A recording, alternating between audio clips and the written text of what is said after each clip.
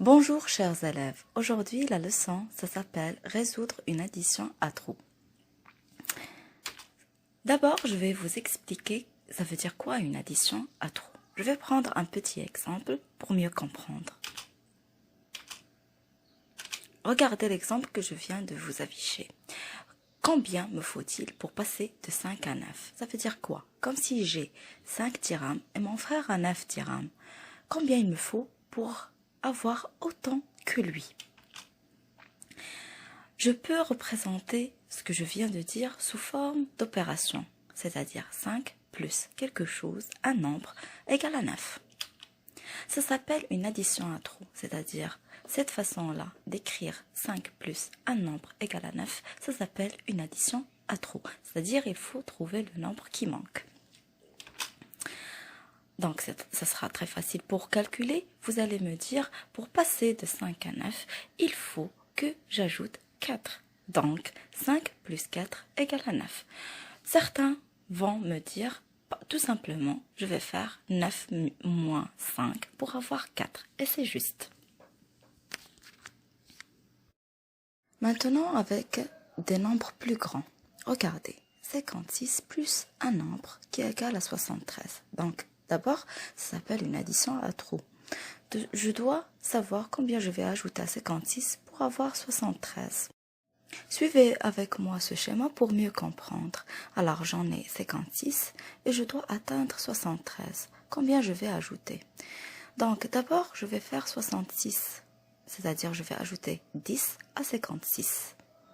Et après, je vais me demander combien je vais ajouter à 66 pour avoir 73. C'est 7. Donc, pour atteindre 73, je dois ajouter 17. 56 plus 17 égale à 73.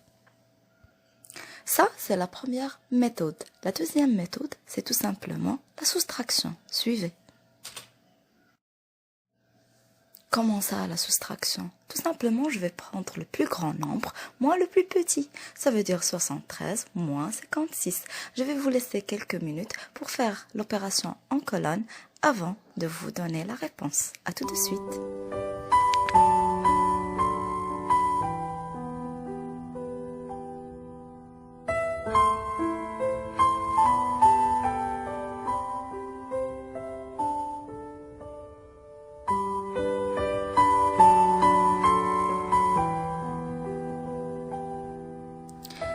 J'espère que vous avez terminé de calculer. Voici la réponse. Alors, on doit la mettre en colonne. 73 moins 56.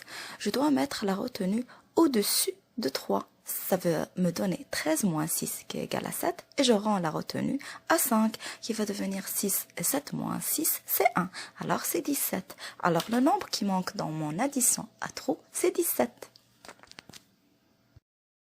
Maintenant, je vais vous demander de passer avec moi à la page 83 sur votre fichier. La partie découvrant ensemble. Regardez le premier exercice. Vous allez trouver Théo et Léa. Donc, qu'est-ce qu'ils ont dit d'abord? Théo possède 67 € et Léa 92 €. Combien manque-t-il à Théo pour avoir autant d'argent que Léa? Vous allez remarquer que Théo a fait le schéma et Léa a fait l'opération de soustraction. Alors, on va la faire ensemble. Suivez. Je vais commencer par la méthode de Théo, c'est-à-dire remplir le schéma. Sur le schéma, vous allez voir qu'ils ont mis 87, c'est-à-dire 67 pour atteindre 87, c'est combien? C'est 20. Vous devez remplir par 20. Et de 87 à 92, il faut ajouter 5. Donc, le nombre qui manque, c'est 25. Alors, dans mon addition à trous, le nombre qui manque, c'est 25. 67 plus 25 égale à 92. Ça, c'est la première méthode, c'est-à-dire la méthode de Théo. L'autre méthode, celle de Léa, c'est tout simplement la soustraction. Je vais vous donner encore une fois quelques secondes pour faire l'opération en colonne, c'est-à-dire le plus grand nombre, 92 moins 67. On va se retrouver juste après. À tout de suite.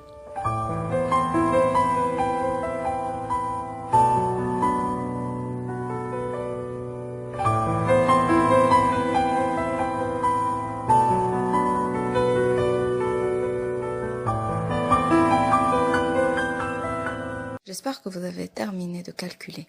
Donc, 92 moins 67, aussi ici, je dois mettre la retenue au-dessus de 2. Alors, ça va devenir 12 moins 7 qui va me donner 5. Et je dois rendre la retenue à 6 qui va devenir 7. Et 9 moins 7, c'est 2. Donc, le nombre qui manque dans mon addition à trous, c'est 25. 67 plus 25 égale à 92. Remplissez les pointillés en découvrant ensemble. Et complétez la phrase. Il manque 25 € à Théo pour avoir autant d'argent que Léa. Après, c'est à vous de faire. Je m'entraîne les exercices 1 et 2 et pour le problème aussi. Mais avant ça, bien sûr, je vais vous expliquer tout ça. À tout de suite.